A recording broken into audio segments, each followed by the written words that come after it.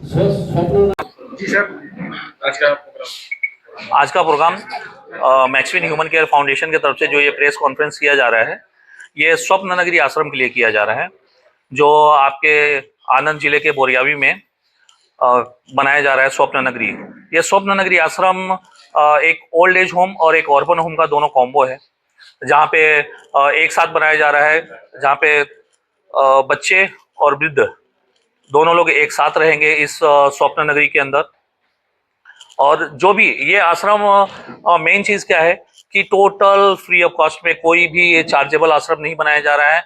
यहाँ पे लोगों की सेवा के लिए फाउंडेशन का मेन मकसद है, मेन उद्देश्य है कि जरूरतमंदों की सेवा के रूप में और जरूरतमंदों के साथी के रूप में ये आश्रम खड़ा हो सके।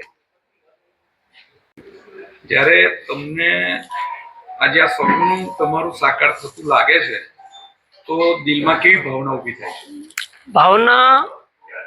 ભાવનાની લીધે કે એક ભાવનાથી ને મન એવું થયું આપણું કે ગુજરાતમાં જેટા બકરા લઈને પશુપાલન લઈને અમે આવ્યા હતા, અમારી પાસે કાંઈ હતું નહીં। હવે દ્વારકા દેશે બહુ આલ્યું તો પાછળની પેઢીમાં કંઈક નામ થાય, કોઈ સેવા થાય પબ્લિકની, એટલા માટે સાહેબે મને પૂછ્યું, મને કે અમારે આવું આવું બનાવવું છે, ક્યાંય જગ્યા હોય મદદ કરો।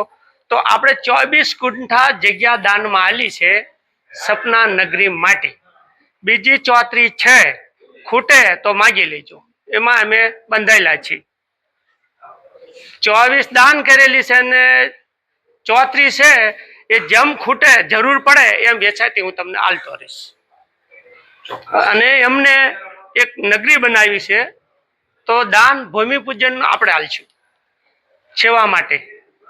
ભાવિ પેઢીને શું સંદેશ આપવા માંગો છો? જવા પેઢીને એમ કે કઈ આ લઈને આયા નથી અને કઈ લઈને જવાના નથી, કઈ ઘસે તો પાછળ ગઢા બુઢા આશીર્વાદ આલશે, એટલે આશીર્વાદ માટે જ બનાવ્યું છે અને આપણે આ દાન કરવી છીએ।